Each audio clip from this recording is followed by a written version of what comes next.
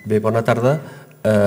Avui anem a fer, diguéssim, un acte de l'agrupació i ens complau molt tenir al meu costat Fernando Vegas, arquitecte, doctor arquitecte, professor de la Universitat Politècnica de València i una de les persones i dels companys que més ha col·laborat també amb la nostra agrupació arran de diferents viatges que hem pogut fer a València i al mateix temps també més actives a un dels temes molt vinculats amb el curset d'enguany, el curset que tractarà de l'arquitectura tradicional que dirigeix l'equip del Pep Fortià, s'emmarca. Primer de tot voldria excusar el degà. Aquest matí m'ha manifestat que ell volia estar present a l'acte de presentació de l'exposició i també donar la paraula i saludar a Fernando Vegas. I senzillament ara el que caldria és encoratjar que aquesta exposició que és itinerant i que per tant ha anat circulant pugui tenir també un recorregut important perquè la finalitat que persegueix és didàctica, és pràctica i al mateix temps està vinculada a una sèrie de publicacions, moltes de les quals ens ha portat el Fernando. Algunes ja estan editades, altres acaben d'aparèixer, tan bon punt com ja estiguin comercialitzades es posaran a la venda a la cooperativa Jordi Capell, per tant tindrem accés tots nosaltres en aquestes publicacions. Aquesta, diguéssim, és una activitat, com dèiem, de l'agrupació.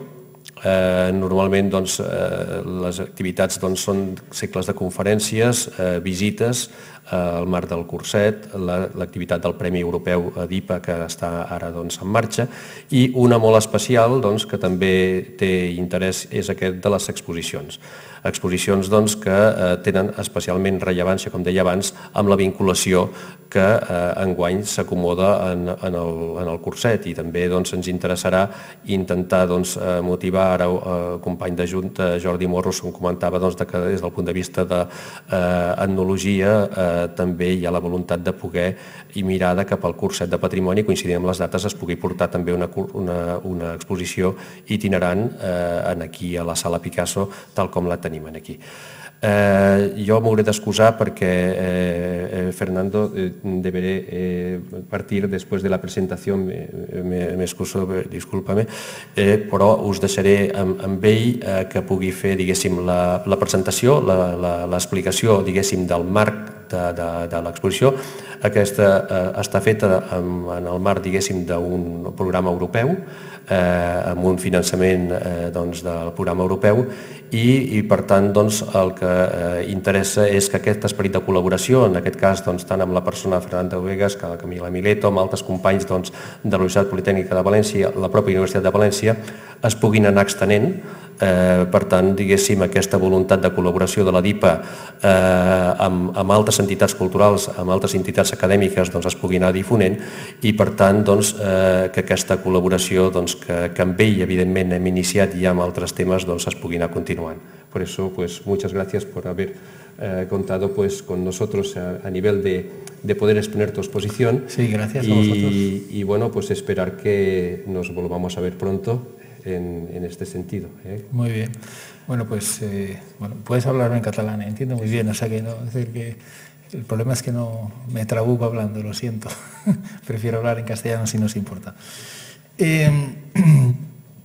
Buenas tardes, gracias por la invitación. Pues la verdad es que cuando uno hace un trabajo, y es un trabajo además desarrollado durante varios años, venir a contarlo es un placer. En un principio es una exposición que estas dos exposiciones están dando vueltas, yo diría por el Estado español, pero es mentira, porque no es por el Estado español. O sea, la de Tapia también en Portugal y la de Versus ahora mismo, en este momento, están presentándola en Túnez. Así que al final, como hay varias versiones, la verdad es que es bastante extensa. Si os dais cuenta, vais a ver, justo la de Versus está en 5 idiomas, ¿no? Por lo menos el librito está en 5 idiomas, así que tiene una voluntad bastante universal.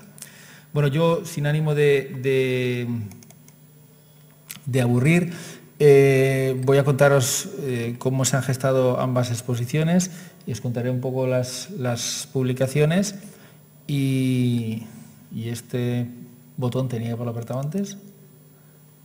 ¿Ya?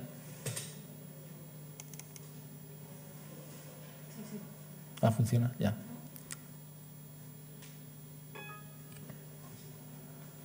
Anda, qué sorpresa. Ah, sí.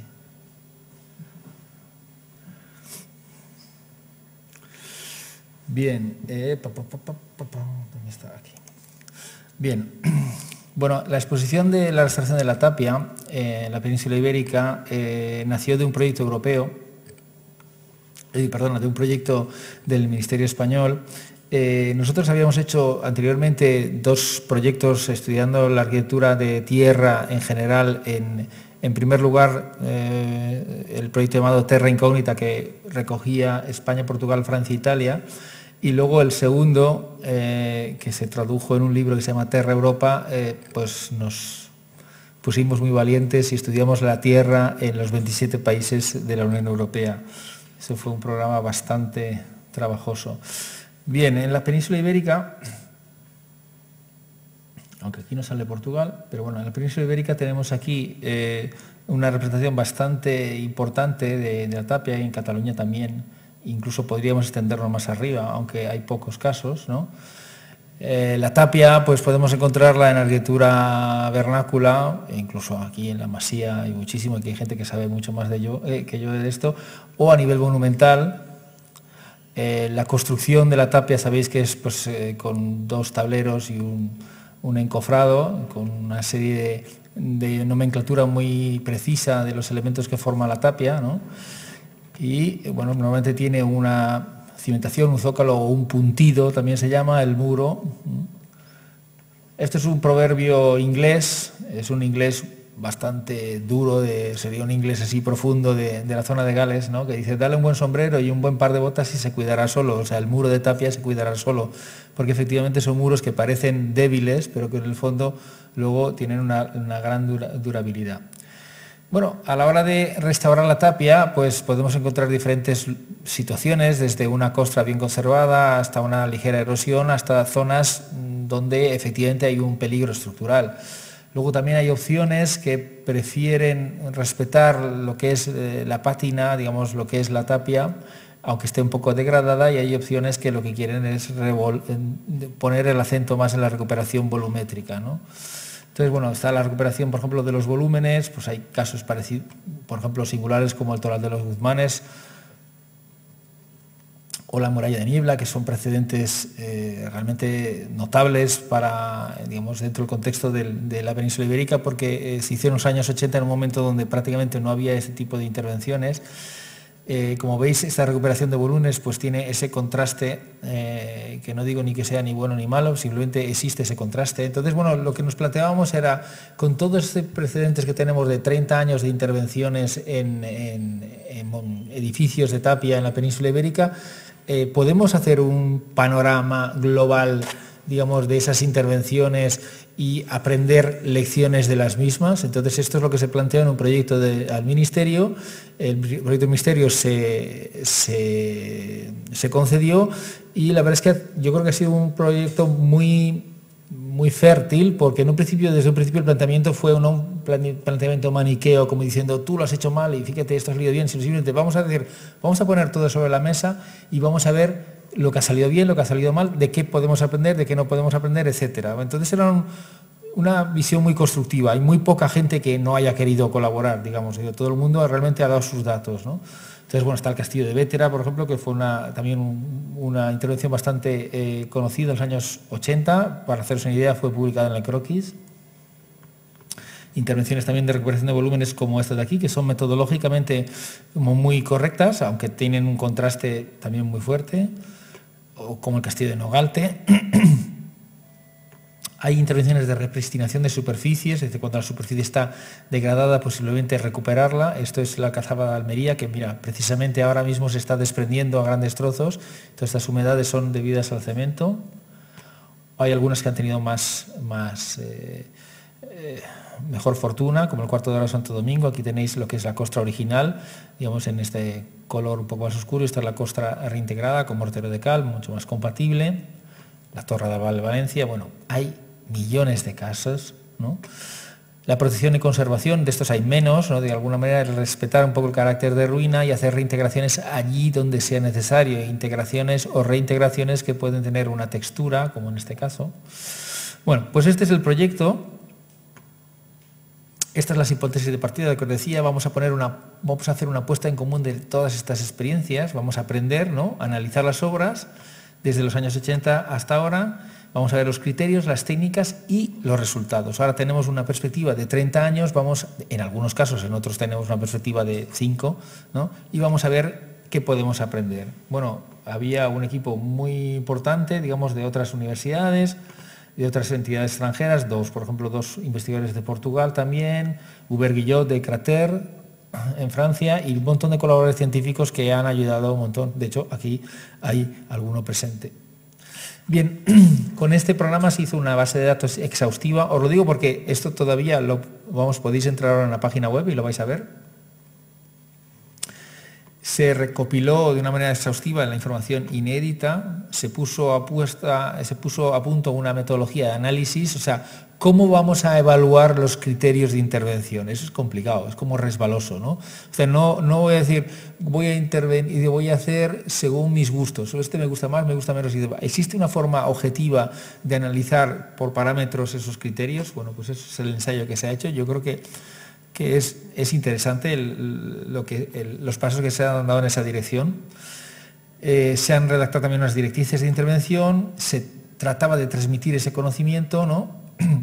Y de contribuir, ¿no? Bien, toda esa recopilación de información, lo voy a pasar punto a punto, el análisis de casos, la producción de un corpus de conocimiento con la publicación de un libro, que es este que veis aquí, el cronograma, las fuentes que eran entrevistas a las personas y, bueno, arquitectos, publicaciones, archivos, la base de datos con la cual torturamos a unos cuantos cientos de amigos conocidos y no tan conocidos, pero que la gente, al final tuvimos 270 registros completos, ¿no? Y aquí veis distribuidos en lo que es la geometría, en la geografía peninsular. Hay muchos más. Esto está abierto, así que podemos seguir ampliando. De hecho, aquí había una especie de análisis también de lo que correspondía a arquitectura civil, religiosa y militar. No significa que no haya más, lo que quiero decir, simplemente estos son los que recibimos información, ¿no? Bien, toda la recogida de datos también in situ, porque todo esto al final lo que hicimos fue visitarlos. Los edificios, casi todos los hemos visitado personalmente, Camila y yo, algunos de referencia, pero casi todos los hemos visitado. Hemos trabajado con los archivos del IPC, de Alcalá de Henares, de las comunidades autónomas, por ejemplo aquí en Cataluña también, la Diputación Provinciales, muchas veces a través de estudiantes que hacían sus tesinas y que hacían su propia tesina en el análisis de ese archivo, ¿no? Se analizaban las técnicas, las patologías previas, las patologías posteriores, si es que las había, los criterios de intervención, los criterios generales de la disciplina de restauración, que era pues la autenticidad, la mínima intervención, reversibilidad, compatibilidad, durabilidad, etcétera, ¿no? Bueno, hay una cosa que me resulta simpática de este libro, que es que tenemos recogidas 43 variantes de tapia que hemos localizado en la península ibérica. Esas 43 variantes, os diría que hay bastantes en Cataluña, aunque parezca mentira, hay muchas también. Aquí veis, por ejemplo, la tapia con yesos, la tapia calicostrada, o sea, estos son casos analizados que sean tapia encajonada, tapia de tierra, tapia de hormigón de cal, tapia de piedra, tapia valenciana, tapia en Portugal. La tapia en Portugal suele ser la llamada taipa militar, o sea, la tapia militar que llaman ellos, que también existe como denominación histórica en España. Es una tapia real, una tapia con una adición de cal que la hace muy dura, ¿no? Bien, pues por ejemplo las patologías previas, el análisis de las patologías previas, si estaban en cimentación, si estaban en muros, si estaban en coronación y cómo se había intervenido por conservación, reintegración, reconstrucción o demolición. Hay bastantes intervenciones que empiezan demoliendo, es decir, siempre decía un amigo mío que no se dedica a temas de restauración, que cuando veía un proyecto de restauración veía la calidad del proyecto de restauración, y eso que él es bastante moderno, lo veía en función de de qué grande era el capítulo de demoliciones. Es decir, si hay pocas demoliciones, el proyecto es bueno, porque al final dice, yo puedo siempre aportar algo nuevo al edificio, pero si empiezo demoliendo ya mal rollo, y esto era interesante. Bien. Los criterios de la disciplina de restauración, pues la conservación de la materia, la mínima intervención, reversibilidad, compatibilidad material, etcétera, ¿no? Bien, todos estos criterios, al final lo que hacíamos es una especie de cuadro, en el libro está un poco resumido, ¿no? En el cual pues se decía, pues ¿se hace una consolidación? Pues sí. ¿O se hace una reconstrucción? Pues también. ¿Se hace una...? Entonces se iban añadiendo los principios que se cumplían, los que no se cumplían, y de alguna manera se hacía una especie de valoración no cuantitativa, pero sí cualitativa, de por dónde iban los tiros, la intervención, ¿no? Bien, bueno, esta es la página web donde podéis ver gran parte de la información que hay en el libro, las fichas, y donde está todo ese material. Y es una página que está abierta, así que conforme llegamos fichas nosotros las vamos incorporando, o sea que encantados de añadir cosas, ¿no? a esta página, ¿no? Os la pongo otra vez. Es www.restapia.es, ¿vale? Bueno, se organizó el Congreso de Restapia 2012, que fue yo creo que un éxito, y después, de ahí salió este libro. Este libro es prohibitivo, lo siento que lo sea, pero está publicado por Taylor & Francis y cuesta 300 euros. No le hemos puesto el precio nosotros. De hecho, realmente es que, no sé, bueno, no comentas. No, 300 euros, pero bueno, si entráis en Google Books, encontráis casi todos los capítulos, ¿vale? O sea, pero ya os lo digo yo directamente, entrad en Google Books y punto. Versus 2014 fue un segundo congreso que en el fondo fue una cosa un poco simpática que unió como una segunda Restapia con este nuevo proyecto que os voy a explicar ahora sobre sostenibilidad de la arquitectura vernácula, ¿no?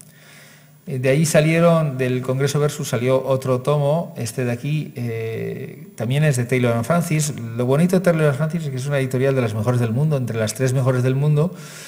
Este libro llega a todas partes, es decir, actualmente está en todas las bibliotecas mejores donde tiene que estar. El problema es que este libro, que es pequeñajo, pues cuesta 120 euros.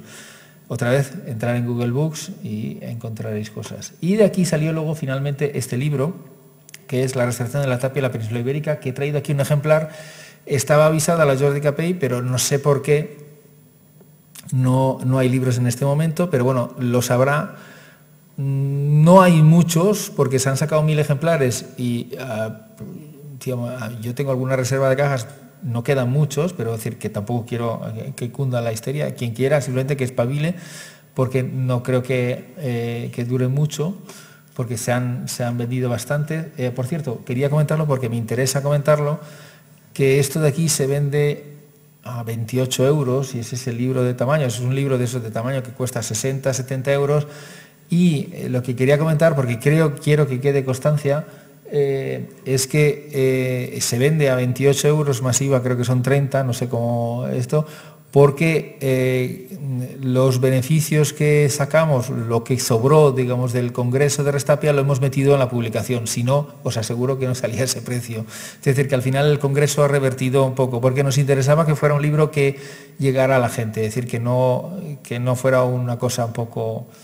Bien, pues en el libro pues colabora más o menos toda la gente que estaba intervenida. El índice pues tiene 4 partes, una parte dedicada a la tapia, con introducción de Hubert Guillot de Crater, la tapia en la península ibérica, con todos esos dibujitos y análisis de lo que hay, yo qué sé, con tapias, si queréis, un poco raras, no sé cómo diría en catalán, la tapia de Gandinga, pero si algún día sabéis traducir lo que es la tapia de Gandinga, la tapia de Gandinga está hecha con escorias de la cocción de la cal, ¿no? Digamos, de la caliza, y es una tapia durísima y que hay ejemplos por ahí repartidos, ¿no? Os digo Gandinga pues por decir una cosa de estas que vas descubriendo por el camino, ¿no? Luego los fenómenos de degradación, esa sería la primera parte. La segunda parte se dedica a lo que es el Estado español y el Estado portugués, ¿no? con los capítulos escritos por especialistas locales, casi todos ellos, dedicados a cada una de las comunidades autónomas donde hemos encontrado una presencia significativa de tapia y una presencia significativa de restauraciones de tapia.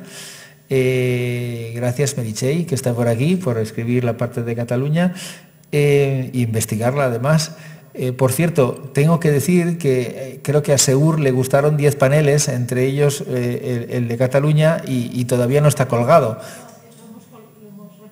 Ah, lo habéis reproducido. Ah, vale, pues nada, pues una parte. Bueno, pues cuando acabemos de tenerlo, pues bien. Y luego hay una serie de casos de estudio, hay como unos 30 casos de estudio como más específicos que son descriptores de la evolución en el tiempo desde el año 70 y algo, 79, hasta el año 2013, 2014, ¿no? De la evolución en el tiempo de las técnicas y también de diferentes intervenciones, ¿no? Por último, hay una serie de reflexiones finales. Este es un capítulo que hemos considerado muy valioso, es hecho por un restaurador que se dedica específicamente desde hace 30 años a restaurar la tapia, es decir, a restaurarla sin necesidad de reconstruirla, sino simplemente a conservarla, cómo hacer tratamientos, ¿no?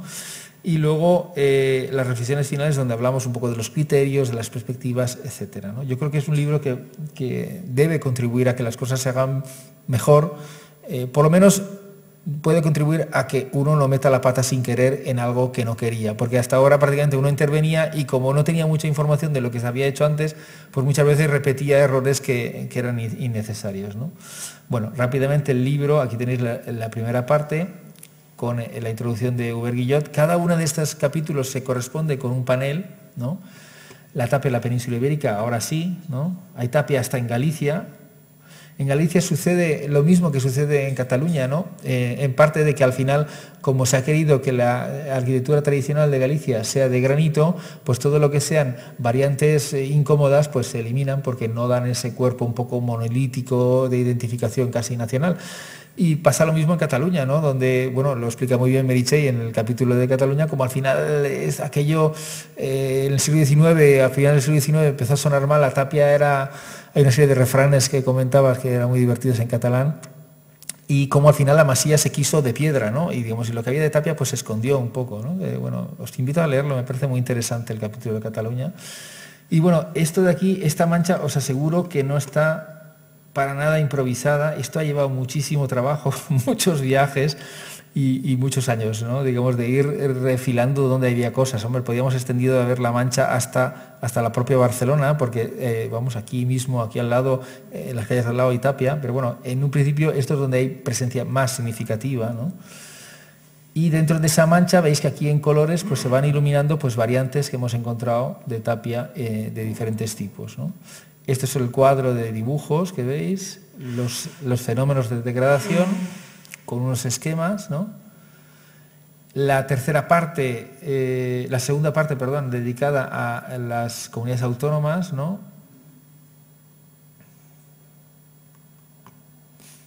Y luego la tercera parte, pues los casos más significativos, y la cuarta parte con esa metodología y productos de conservación y unas reflexiones finales. Bien, esto es el conjunto de la tapia, es decir, estamos súper contentos de traerlo aquí y de que lo veáis, está para que lo conozca la gente, y el libro mientras dure, pues para que la gente lo pueda aprovechar. Bien, aquí tenéis los paneles que se corresponden con los capítulos del libro, como os he comentado. Esto yo no lo voy a pasar porque lo tenéis ahí delante. Bien, vamos a ver si vamos al capítulo 2.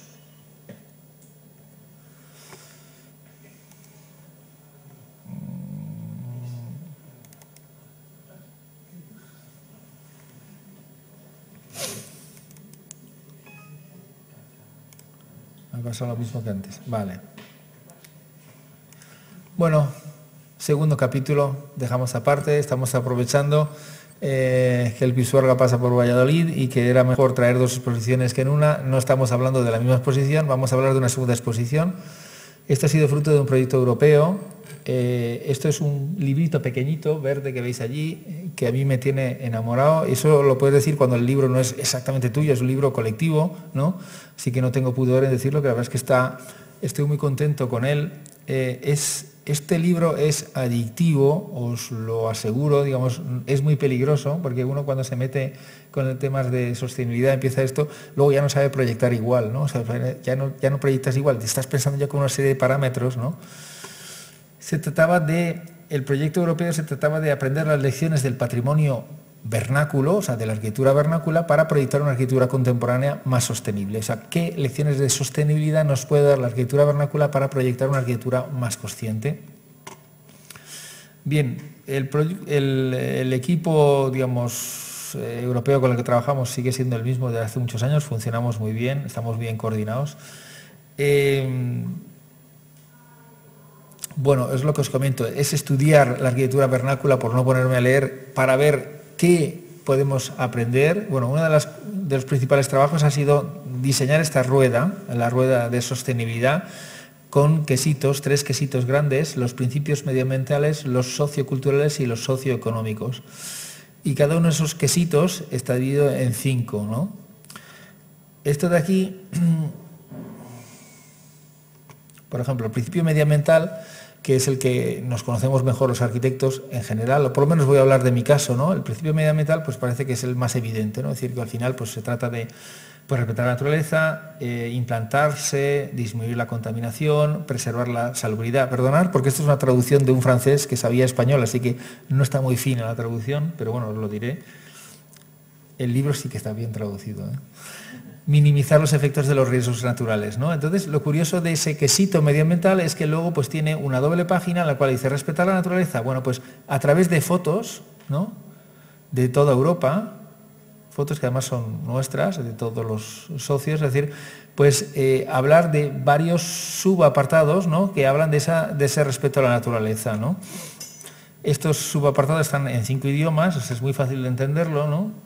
Entonces, por ejemplo, implantarse adecuadamente, pues la topografía, respetar la geología, la protección contra el viento, la adaptación al clima, la inercia térmica del suelo. Bueno, hay una serie de parámetros como muy claros que nos van indicando cómo estoy apuntándome más tantos de sostenibilidad. Y esa rueda, además, está diseñada de manera que al final uno me puede hacer la rueda y yo puedo hacer haciendo clic donde estoy proyectando algo, hago así, plim, esto lo cumplo, plim, esto lo cumplo, este más o menos. O este no, es difícil cumplir los 15, ¿no? Disminuir la contaminación y los desechos, preservar la salubridad, minimizar los efectos de los riesgos naturales. Bien, pasamos a los principios socioculturales. Yo ahí por lo menos debo confesaros que pues, no lo tenía tan claro o no lo tenía tan definido, ¿no? Y yo creo que pasa con algunos colegas nuestros también, ¿no? Es decir, por ejemplo, proteger el paisaje natural o transmitir las culturas constructivas, suscitar la creatividad, reconocer los valores inmateriales y favorecer la cohesión social. Entonces, por ejemplo, proteger el paisaje natural, pues hablando de paisajes naturales europeos, la verdad es que es un libro que tiene unas fotos que al final dice, ostras, pero qué orgulloso estoy de ser europeo, ¿no? Porque dices, joder, es que esto mola, ¿no? Al final te da, que son fotografías de verdad que dan como mucho gusto, ¿no? Decir, vaya, qué bonito es el sitio donde vivo, ¿no? Ya veis aquí, por ejemplo, transmitir las culturas constructivas, pues con un golpe de vista entender efectivamente de qué estamos hablando cuando hablamos de las culturas constructivas, de la madera, de los techados vegetales, de la tapia, suscitar la creatividad, los efectos de la autoconstrucción, ¿no? Digamos, el poder estimular, digamos, la creatividad en el propio y la participación del propio habitante, ¿no? Reconocer los valores inmateriales, favorecer la cohesión social a través de la arquitectura, a través del diseño de la arquitectura, de los espacios, de los equipamientos compartidos. Por ejemplo, ahora mismo no vamos a diseñar un lavadero común al aire libre, digamos, esto es una foto de un pueblecito perdido, por cierto, en el Rincón de Ademuz, pero podemos diseñar otra serie de equipamientos compartidos que nos ayuden a que la gente pues venga y haga piña, ¿no?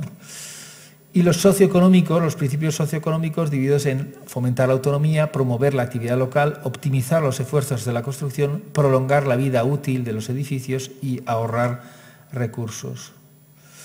Bien, pues aquí tenéis pues, fomentar la autonomía a nivel, pues pues el poder tener una cierta soberanía, si queréis también alimentaria, aunque también eso es difícil en las ciudades, ¿no? Promover las actividades locales, optimizar los esfuerzos de la construcción, para que sirvan las cosas, ¿no? Prolongar la vida útil, tener siempre el punto, la clave de decir voy a hacer algo para que realmente dure, ¿no? Y ahorrar recursos. Pues mira, al final del librito, lo podéis ver allí, pues tenemos varios ejemplos de arquitectura contemporánea en la cual pues le hemos aplicado pues la rueda, entonces dice cumple, más o menos, este no, ¿vale?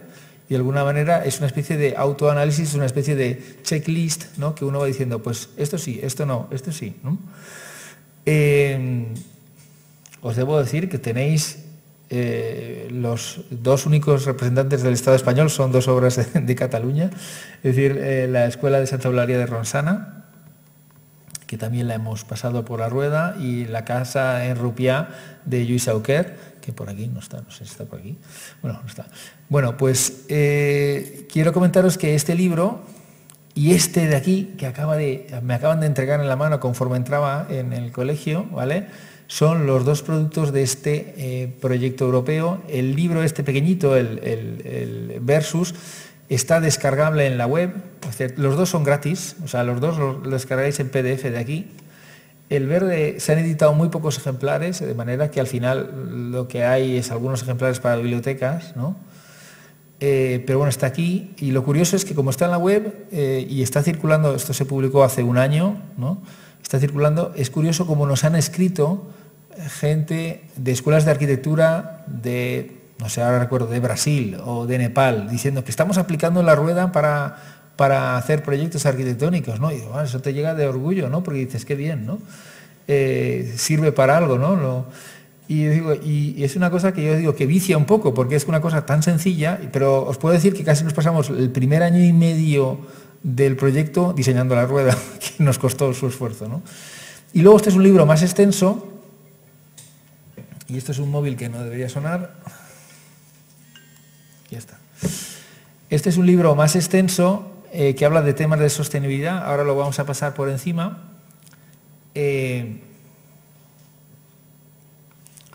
Bueno, aquí os pongo esto, como luego al final siempre acaba pidiéndome la gente, pues mira, hemos hecho esta página.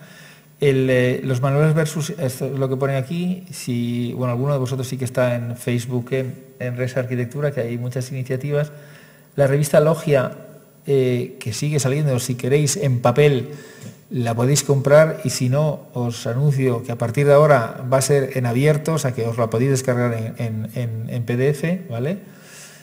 Y luego, pues estos libros que siempre me preguntan cómo conseguirlos, pues estos dos de aquí los conseguís mejor aquí, aunque la Jordi Capell yo creo que los trae, pero puede ser que tenga problemas.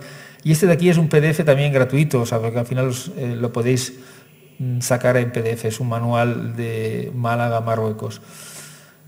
Bueno, os comentaba que este libro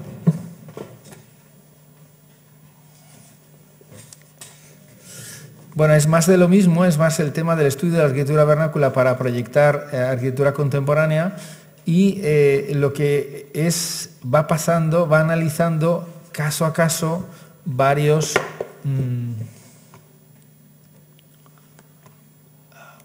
vamos a ver, aquí estás.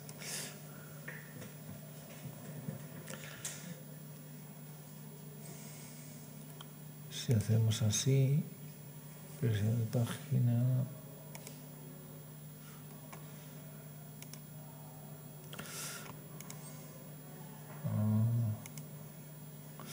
Bueno, creo que vamos con el pie cambiado.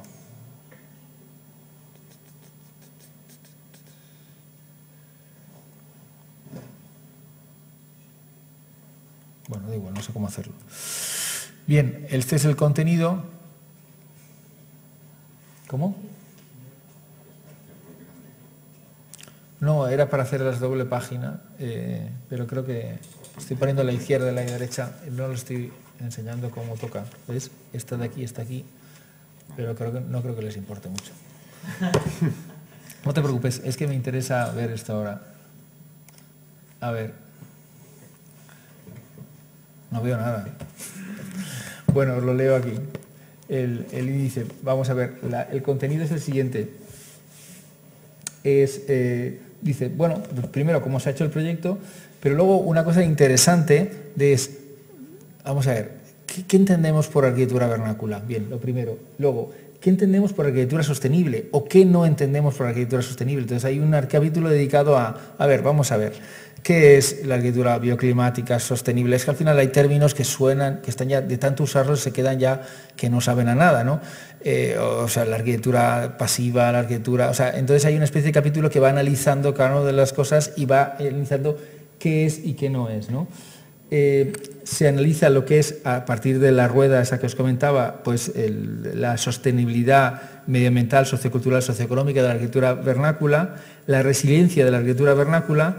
Hay un capítulo que yo le tengo mucho aprecio también porque lo hemos escrito nosotros, pero voy a decir que al final es porque notas que todo el esfuerzo que le has metido dentro, que es así, es un capítulo que analiza la arquitectura del siglo XX, la del movimiento moderno, desde 1900, incluso 1880, hasta 2015, ¿no? Analizando la sostenibilidad, esos 15 parámetros de sostenibilidad, quién fue el primero y cuándo y cómo ha evolucionado ese parámetro, quién fue el arquitecto que puso más el acento en eso. Entonces, hace un análisis del movimiento moderno y postrimerías posteriores a la luz de la sostenibilidad, que es una cosa que yo creo que no se había hecho antes, es una cosa que ha sido interesante.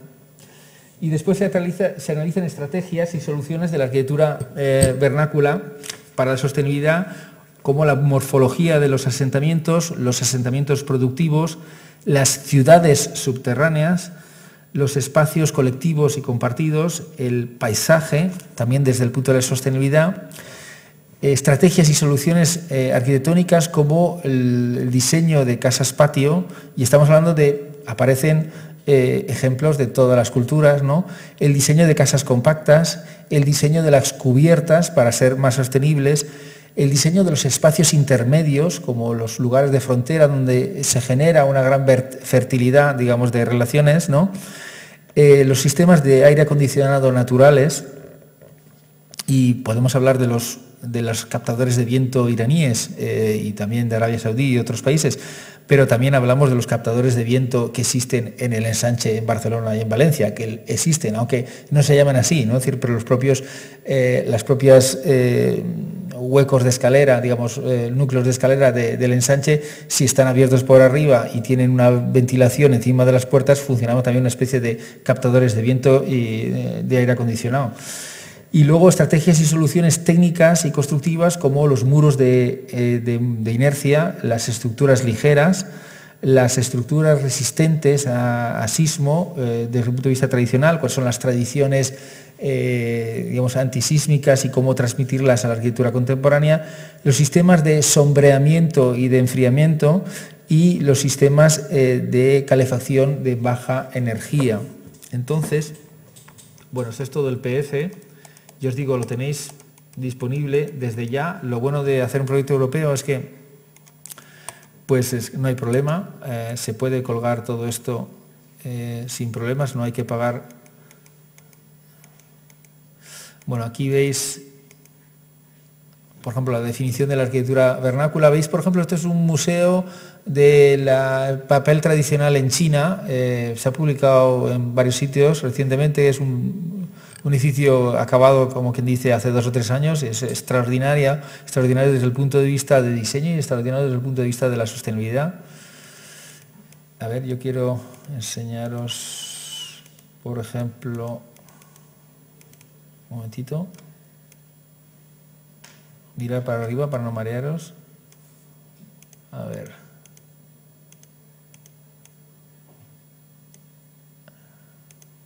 Quiero ir a alguna cosa que yo conozca un poco más. Por ejemplo, asentamientos productivos. Bueno, pues se habla de los asentamientos productivos y cómo se han diseñado con esos parámetros de sostenibilidad, y luego pues se hacen ejemplos como de asentamientos que tienen lecciones que enseñar, como es la Medina de Marrakech, ¿no? Donde hay todo un análisis también de la sostenibilidad de la Medina de Marrakech.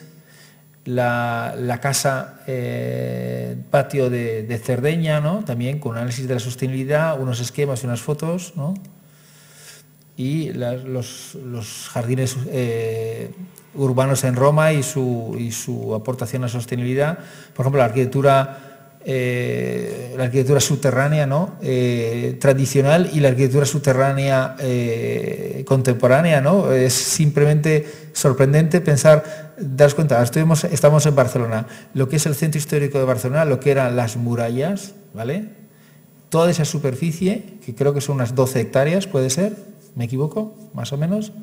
Bueno, pues actualmente la ciudad de Toronto tiene 12 hectáreas de arquitectura subterránea y Helsinki le va cerca. O sea, no es una arquitectura subterránea que de repente sea muy vistosa o algo así, pero hay una tendencia en lugares de mucho calor y de mucho frío a aprovechar la inercia térmica y excavar abajo y pasar de un edificio abajo por abajo, etcétera. O sea, el mundo subterráneo no lo hemos imaginado con arquitecturas así, no sé, ahí está el proyecto de Zaha Hadid para la Plaza Leicester en Londres, con rascacielos subterráneos invertidos o así, pero digamos que ese tipo de son arquitecturas visionarias, pero la arquitectura subterránea se nos ha colado como de rondón sin avisar, ¿no? Y de repente hay muchos sitios que ya tienen arquitectura subterránea casi sin avisar, ¿no? O proyectos subterráneos de Mies van der Rohe, por ejemplo, que son muy poco conocidos, ¿no? Ya os he mosqueado. O de Le Corbusier. Bueno, pues este es un capítulo dedicado a la arquitectura subterránea, que empieza de la arquitectura vernácula, de los tipos de arquitectura subterránea, arquitectura vernácula, y acaba pues con arquitectura más contemporánea. Esto está justo delante de las termas de Valls. Y, por ejemplo, ejemplos, pues la ciudad de Matera, ¿no?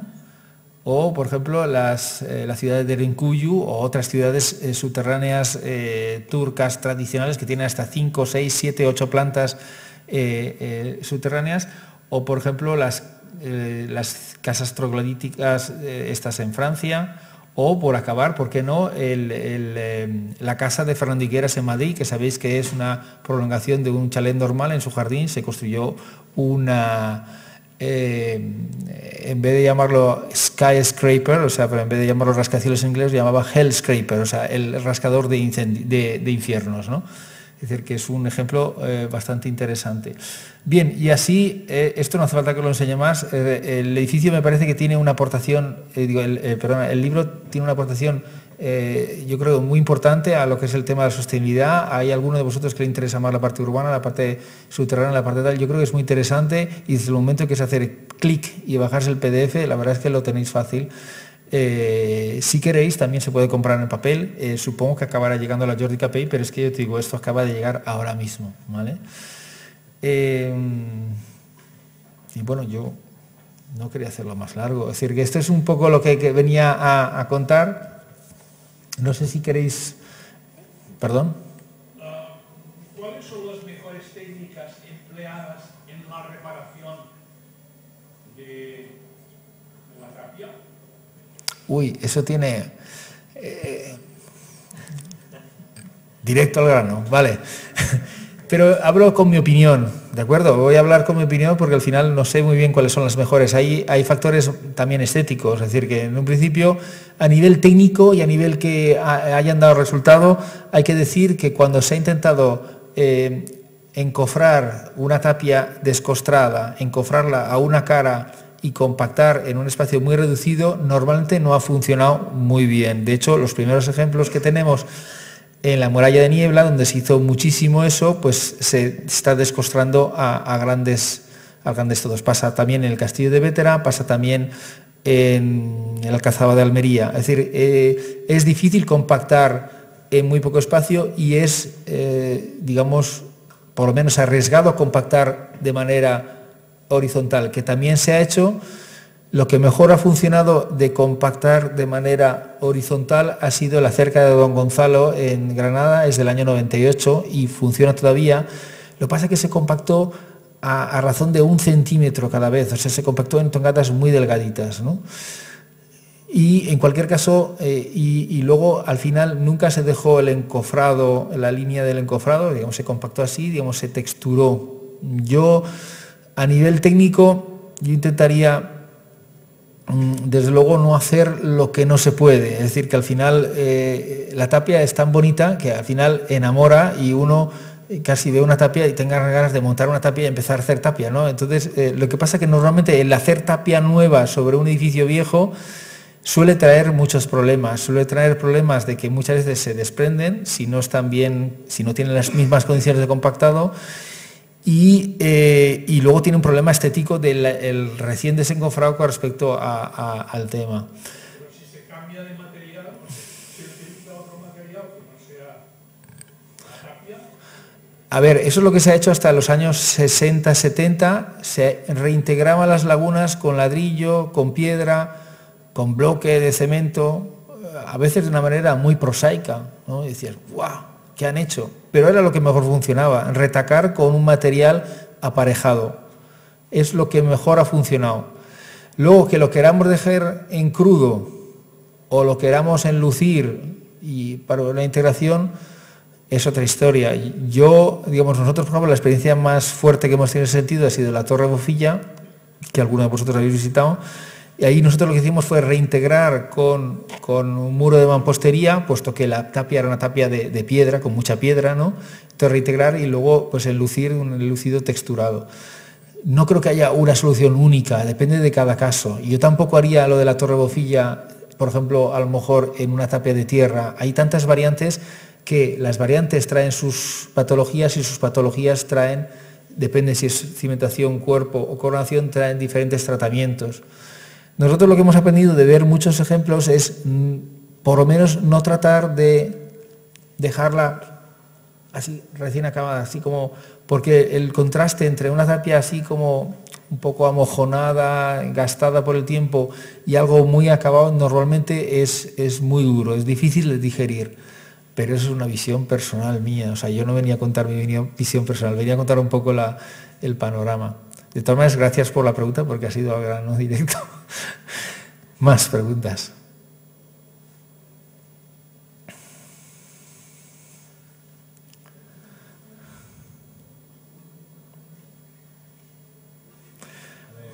Aunque sea repetitivo, pero ¿puedes explicar, porque puede ser que alguno necesitamos siempre ver que nos lo recuerden, la diferencia entre tapia y tapial y cómo se usa mal en muchos libros esos términos?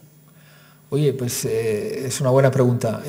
Realmente la tapia es el muro construido, un muro encofrado y construido por apisonamiento, normalmente por apisonamiento, a veces por apisonamiento y fraguado, ¿vale? O sea, es que hay cosas muy variantes, por ejemplo, la tapia de yeso, lo fundamental no es el apisonado.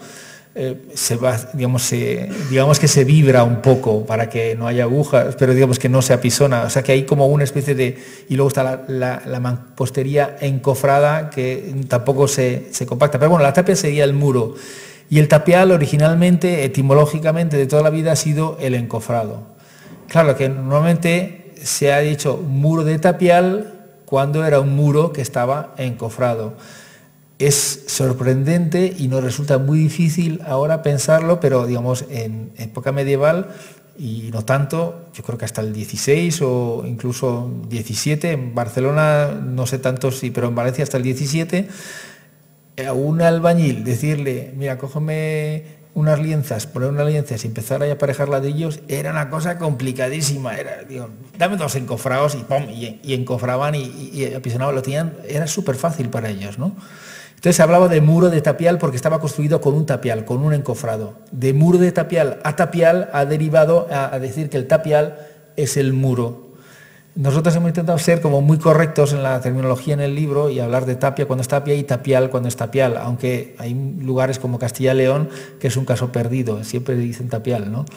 Y luego hemos intentado averiguar también, pues, no sé, aquí denominaciones como la tapia de Maó de Cantell, ¿no? Que sería lo que llamamos nosotros la tapia valenciana, que es la que va con los ladrillos pegados al encofrado, ¿no? Variantes terminológicas, por cierto, ahora estamos también haciendo otra investigación sobre este tema, o sea que si alguien sabe que en su pueblo se llama de una manera, por favor, decírnoslo, que estamos muy interesados en conocer variantes, y sobre todo variantes catalanas, vascas, que hay. Nos hemos enterado ya de varios casos en Vitoria de tapia, estamos con la rabia de averiguar cosas, es decir, habrá que hacer una segunda parte porque hay cosas que nos hemos dejado. ¿Más?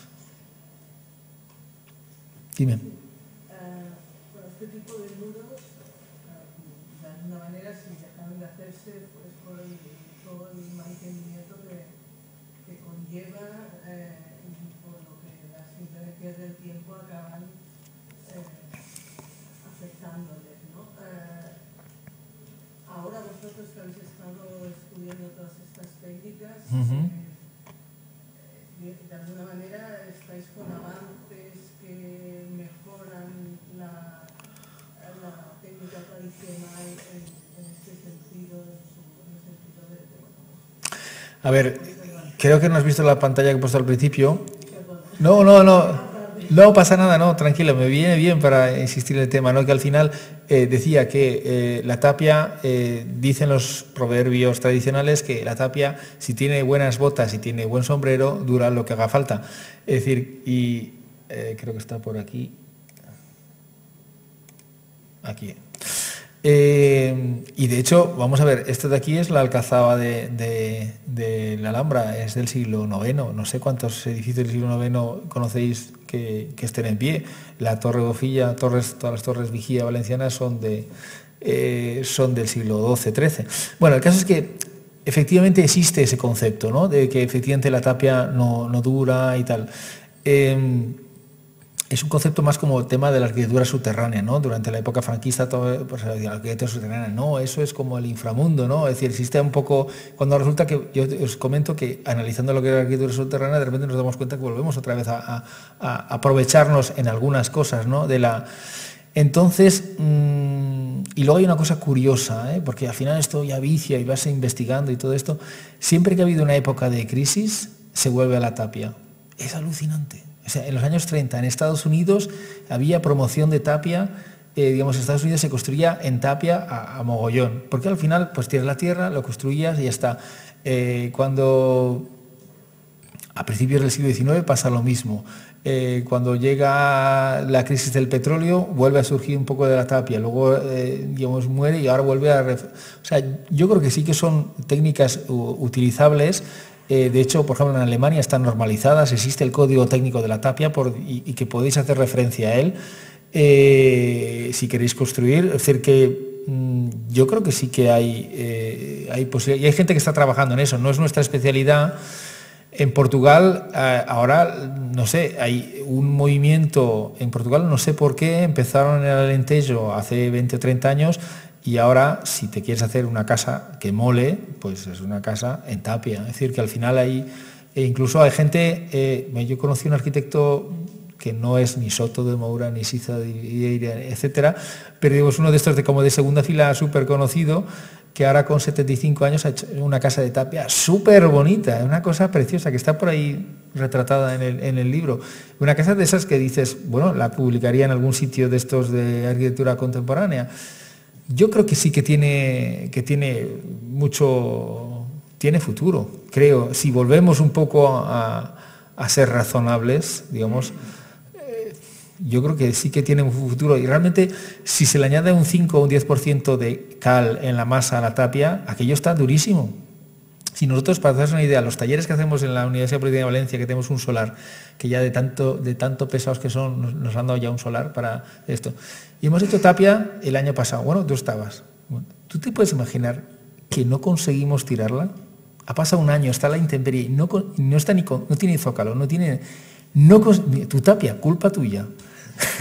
Es decir, no conseguimos tirarla. Y entonces hemos dicho ya de broma de que cuando alguien esté cabreado, que le dejemos un pico y que vaya dando allí, porque es que no conseguimos tirarla. Entonces yo creo que hay más un tema de falso mito. Por ejemplo, en Praga, sabemos, por ejemplo, no solo en Praga, hay otros sitios también que están haciendo prefabricados de tapia, o sea, que te sirven los módulos prefabricados, te traen los módulos y se montan. En Estados Unidos también están montando prefabricados de tapia. O sea, yo no creo que vayamos todos ahora a construir en tapia, pero si cogiéramos el protocolo de Kioto, que ahora mismo ya no se acuerda nadie de él, y lo tradujéramos a números, el protocolo de Kioto decía que la producción del acero y la producción del hormigón eran tan contaminantes a largo plazo en todo el ciclo de vida que teníamos que reducir la producción del acero en un 90%. Es decir, teníamos que quedarnos con un 10% de lo que estamos produciendo ahora. y del hormigón en un 95%. O sea, estamos lejos de cumplirlo, pero ahí estaba dicho. Entonces, no sé si estas crisis un poco bestiales que estamos sufriendo sirven para algo, habría que reconsiderar cosas, ¿no? No sé, yo no quiero ser apóstol de la tapia o de la tierra, pero que existe como opción real, te lo aseguro que existe. Sí, pero hay realmente un problema entre lo que sería nuestra arquitectura kilómetro cero y lo que nuestros gobernantes en este caso nos imponen, ¿no? Porque el código técnico está en otra galaxia y las normativas urbanísticas están en otra galaxia. Entonces, y los designios de los promotores están en otra galaxia. Y el intelecto universitario sostenible también está en otra, malentendido en este caso, está también en, que más a más es influyente a lo que los políticos y los promotores definen como marco de actuación, tampoco reman en la misma piragua, ¿no? Entonces, bueno, vamos a ver. yo lo veo así, pero no tiene, es que a mí me dicen que soy loco, ¿no? Pero bueno, no sé si... No, tienes razón, o sea... La historia si es cierta o... Tienes razón, o sea, en eso... Menos mal que hay alguien que piensa como yo. No, pero lo que te quiero decir que al final... Pero no creo que eso sea estable, porque, digamos, te voy a decir una cosa, el mundo, incluso de los estudiantes, irrumpe con una fuerza increíble, porque ahora mismo estudiar arquitectura está muy complicado. No está muy complicado por estudiar arquitectura que sea más difícil o menos difícil, sino porque uno no ve perspectiva.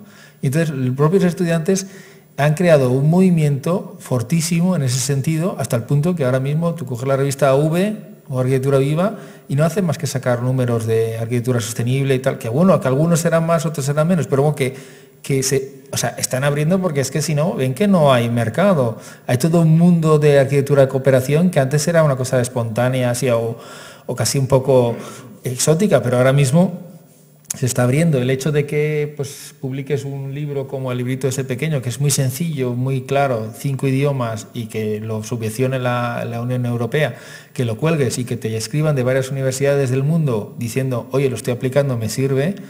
Vamos a ver, yo creo que sí que hay mucho, siempre ha habido momias y dinosaurios y es difícil mover el mundo, pero muchas veces el mundo al final, hasta cuando se negaba, mira, solo te voy a decir una cosa, cuando yo acabé la carrera, en ese momento, fue en el año 90, se presentó el primer proyecto dibujado en AutoCAD, el primer proyecto final dibujado en AutoCAD en la Escuela de Arquitectura de Valencia, ¿vale?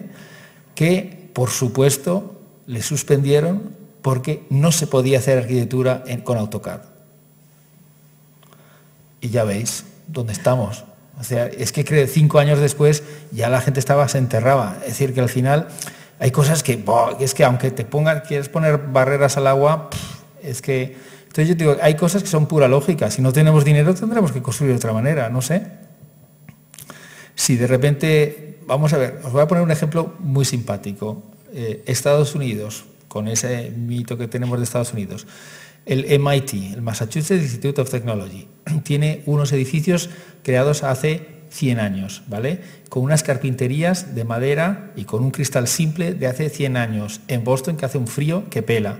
Y dice el rector a un profesor que tienen allí, especialista en temas de sostenibilidad, le dicen, quiero una solución para las ventanas, ¿no?, que me dure los próximos 100 años. Igual que esto me ha durado 100 años, quiero una solución sostenible para los próximos 100 años, ¿no?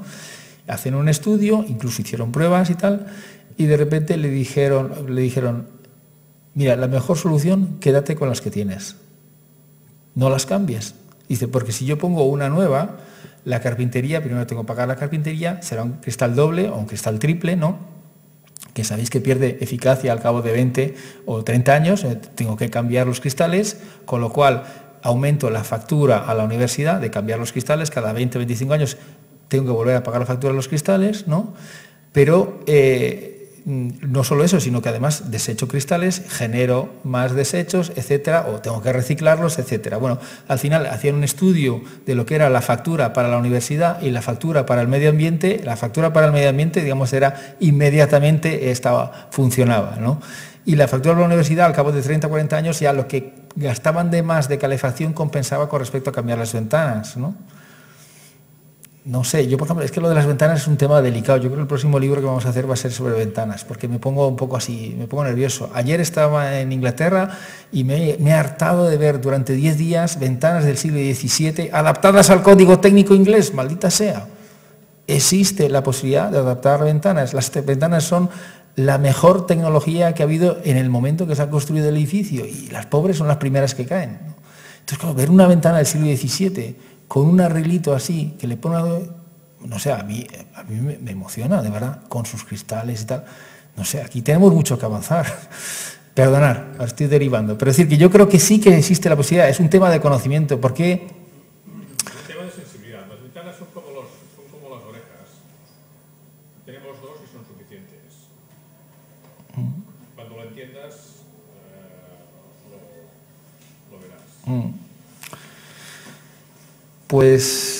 Pues nada, luego os he traído, que me dijo Jordi, esto de aquí, si alguien quiere ojearlo, es el próximo libro, está a punto de salir. Esto es una galerada, es decir, es una prueba del libro, pero el libro está a punto de salir.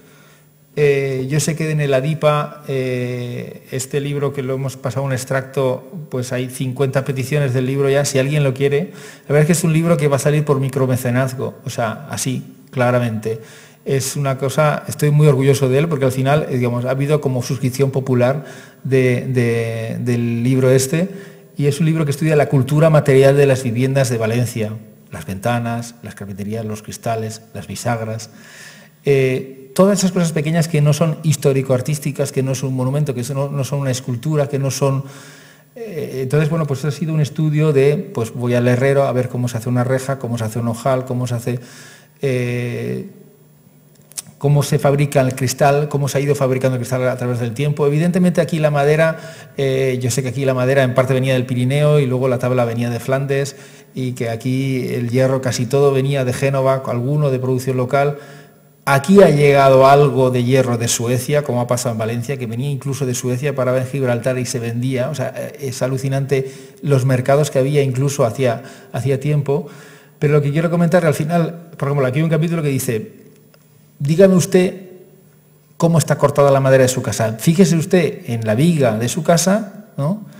Y yo le digo, le enseño a distinguir si está cortada a sierra a mano, si está cortada con sierra de agua, si está cortada con sierra circular, que me indica directamente viene de Estados Unidos, que también había un mercado que traía madera de Estados Unidos. Es decir, habla de claves de cómo interpretar la arquitectura del día a día en las cosas, o toque usted el cristal y dígame si es un cristal de cilindro, si es un cristal de corona, si es un estirador mecánico, cosas de esas que no aparecen en ningún lado.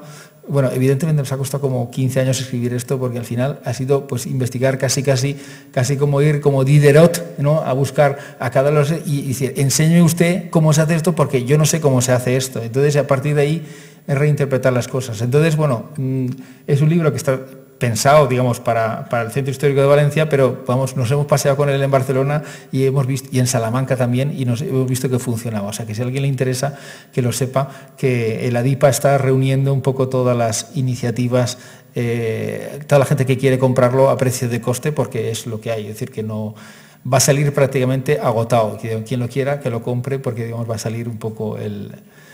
Y ya está. Oye, muchísimas gracias por pues eso, vuestro interés como siempre. ¿Alguna pregunta más?